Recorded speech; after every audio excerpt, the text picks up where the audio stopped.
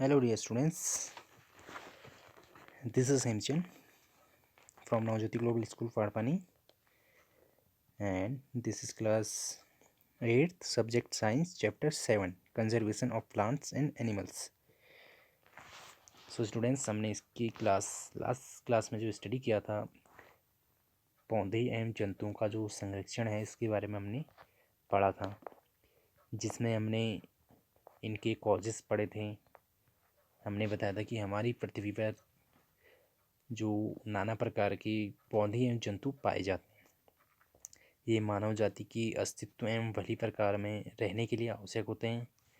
आज इन जीवों के जो अस्तित्व के लिए वनोन्मूलन एक बहुत बड़ा खतरा बन गया है। एंड इसके उद्देश्य जो कटाई के निम्न उद्देश्य हमने बताए थे आपको, जैसे कृषि के लिए भूमि प्राप्त करना, घरों एवं कारखानों का निर्माण, फर्नीचर बनाना अथवा लकड़ी का ईंधन के रूप में उपयोग, ये सब बताया था। इसके बाद आज का हमारा टॉपिक रहेगा फ्लोरा एंड फोना, कि फ्लोरा एंड फोना के बारे में हम आज स्टडी करेंगे, जिसे हम पेड़ पौधे एवं जीव जंतु कहते हैं। Start. As the children walk around the biosphere reserve they appreciate the green wealth of the forest. बच्चों ने भ्रमण करते समय जैवमंडल आरक्षित क्षेत्र की हरियाली संपदा की प्रशंसा की। They are very happy to see Celtic trees and animals inside the forest. वे लंबे लंबे सागौन के वृक्षों एवं वन्य प्राणियों को देखकर प्रसन्न थे। इसके बाद क्या हुआ? Suddenly पहेली finds a rabbit and wants to catch it. पहेली ने अचानक एक खरगोश देखा और उसे पकड़ने का प्रयास किया। She starts running after it. Professor Ahmed stopped her. वह उसके पीछे दौड़ने लगी। उसके बाद प्रोफेसर अहमद ने उसे रोका। He explains that animals are comfortable and happy in their own habitat. We should not disturb them. इसके बाद क्या हुआ? मध्यावधि explains that some animals and plants typically belong to a particular area. इसके बाद उन्होंने समझाया कि जंतु अपने आवास में प्रसन्न रहते हैं, हमें उनको परेशान नहीं करना चाहिए। जो वहाँ पे माधव जी थे, माधव जी ने समझाया कि कुछ जंतु एवं पौधे एक क्षेत्र विशेष में पाए जाते हैं।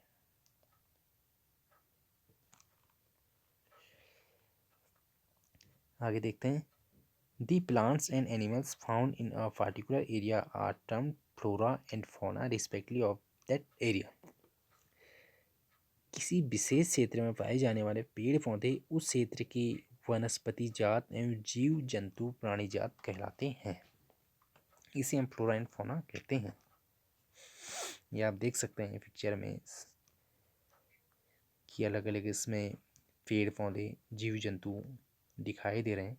विल डॉग, चीता, ये चीज़ें इसमें दिखाई दे रही हैं। इसके बाद हम देखेंगे एंडेमिक स्पीसीज। जो एंडेमिक स्पीसीज होते हैं, विशेष क्षेत्रों की जो प्रजातियाँ, इसे हम बोलते हैं एंडेमिक स्पीसीज। अभी होते क्या हैं? Soon the group quickly इंटर्स the deep forest. बच्चे शीघ्र ही शांतिपूर्वक गहरे वन में प्रविष्ट हो गए। इसके बाद क्या हुआ? This squirrel has a big fluffy tail. They are very curious to know about it.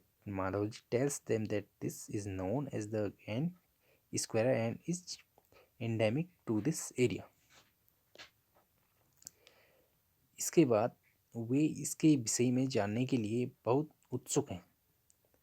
Madhav ji ने बताया कि इसे विशाल गिलहरी कहते हैं और यह यहाँ की विशेष जो क्षेत्रीय स्पीसीज हैं।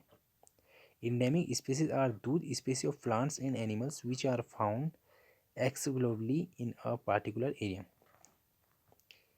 पौधे एवं जंतुओं की वह स्पीसीज जो किसी विशेष क्षेत्र में विशिष्ट रूप में पाई जाती है, उसे विशेष क्षेत्र की जो स्पीसीज है वो कहते हैं species. They are not naturally found anywhere else. A particular type of animal or plant may be endemic to a zone, a state or a country. इसके बाद ये किसी अन्य क्षेत्र में प्राकृतिक रूप से नहीं पाई जाती हैं। किसी विशेष प्रकार का पौधा या जंतु किसी विशेष क्षेत्र या राज्य अथवा देश की विशेष क्षेत्रीय हो सकते हैं। Madhavji so sal and wild mango as two example of the endemic flora. Madhav ji ने पचमढ़ी जैवमंडल आरक्षित क्षेत्र में स्थित साल और जंगली आम के पेड़ को दिखाकर विशेष जो क्षेत्रीय वनस्पति जगत का उदाहरण दिया।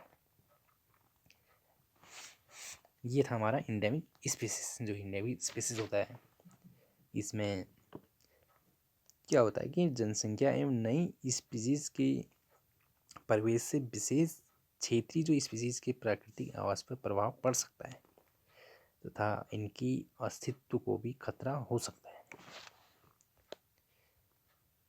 अब स्पीसीज होता क्या है, देखिए स्पीसीज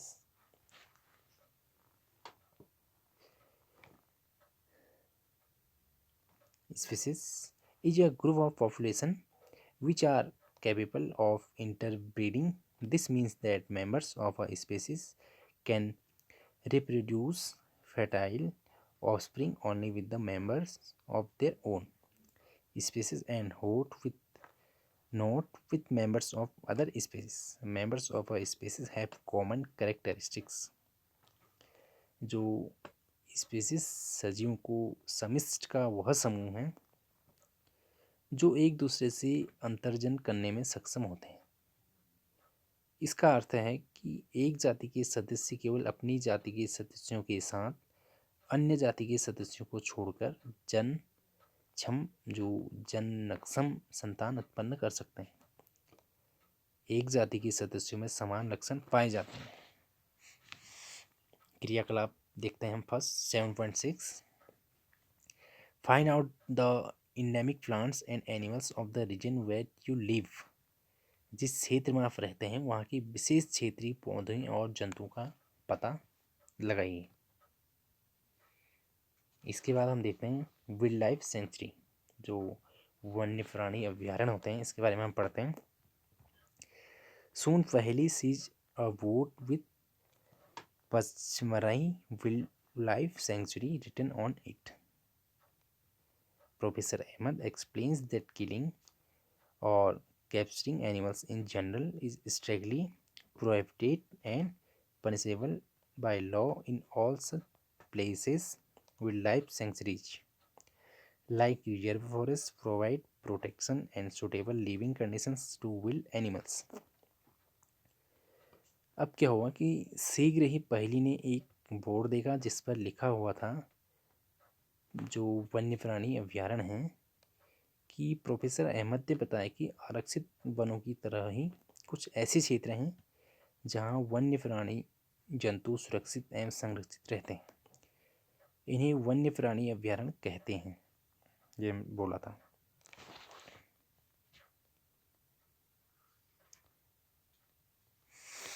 देखते हैं कुछ इम्पोर्टेंट फैक्ट्स क्या हैं। Some of the threatened wild animals like blackbuck, कुछ महत्वपूर्ण जो संकटापन्न वन्य जीव जैसे कि काले हिरण, श्वेत आंखों वाले हिरण, and buck, elephant, golden cat and pink headed duck. अब जो सुनहरी बिल्ली, गुलाबी सिर वाली बतख, घड़ियाल, कच्छ, मगरमच्छ, अजगर, गैंडा इत्यादि हमारे वन्य जीव जो प्राणी अभ्यारण्य में सुरक्षित एवं संरक्षित हैं। भारतीय अभ्यारण्यों में अंगूठे जो दृश्य भूमि, बड़े समतल वन, पहाड़ी वन तथा बड़ी नदियों के डेल्टा की झाड़ी भूमि अथवा बुशलैंड है।